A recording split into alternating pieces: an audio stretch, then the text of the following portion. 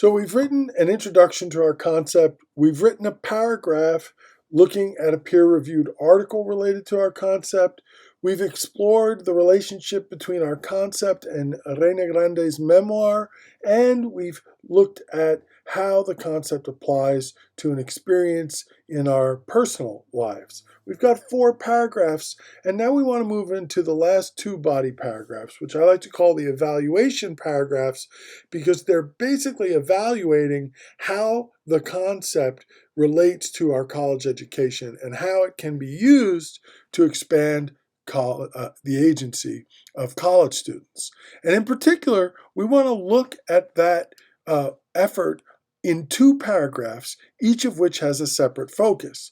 The first paragraph is going to look at how colleges and professors can use the concept you're studying to expand human agency, expand the agency of college students. The second paragraph is going to look at how college students themselves can use the concept to expand their individual agency. This video is going to focus on the first of those 2 paragraphs and review some basic tips and look for a few minutes at a sample.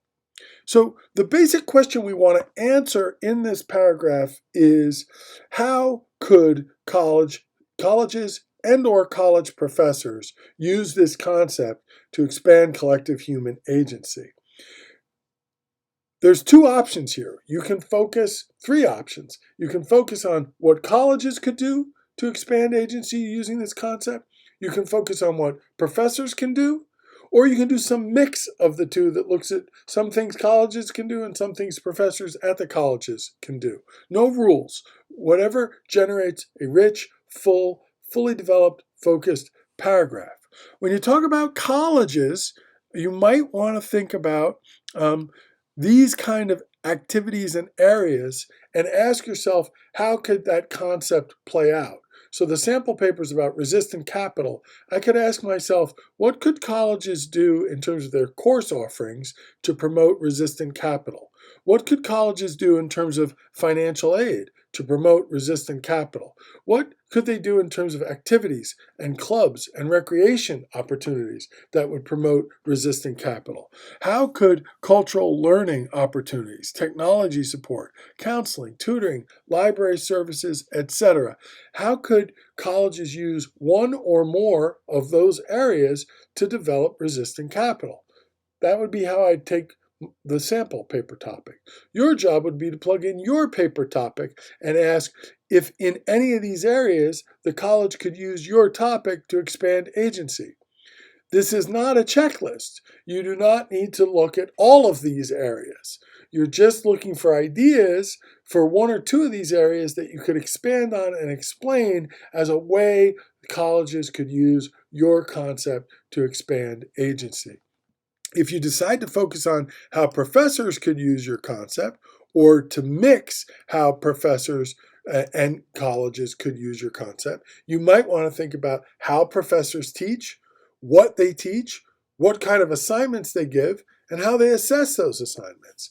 Any mix of some or all of those ideas could really work into a cool paragraph. So let's take a look at a sample and see what that does for us. Oops, sorry, went to the wrong page there. So here's a sample paragraph. I wish I could make it bigger and fit on screen, but it doesn't. So we start off with a claim that tells the reader what's going on with the relationship between resistant capital and enhancing student agency. And so you can see that you've got a claim sentence that says colleges should train professors and other educators in the skills they need to make our classrooms incubators of resistant capital and collective student agency.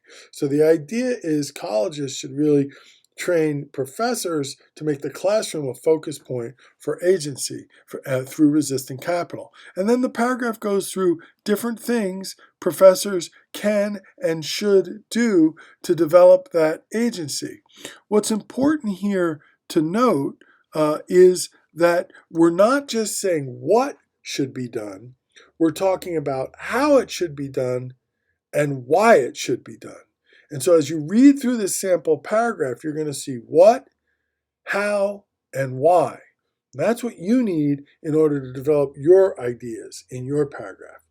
These paragraphs should be in the range of 300 words or so. They should really carefully walk through a couple of key thoughts about how colleges and or professors could take your concept, use it to expand student agency.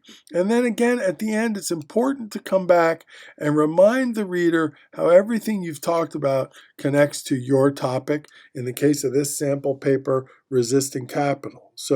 But cultivating students' resistant capital can shift that power balance and move us toward meaningful college experiences for students. Students who question how things are can move us toward how things should be.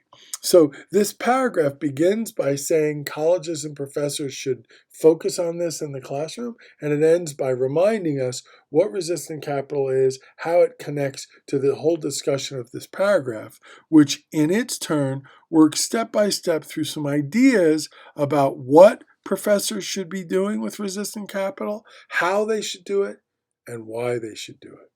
So take some time to read over that sample and consider it as you're working on your own. Hope these ideas help get you started. See you in Canvas.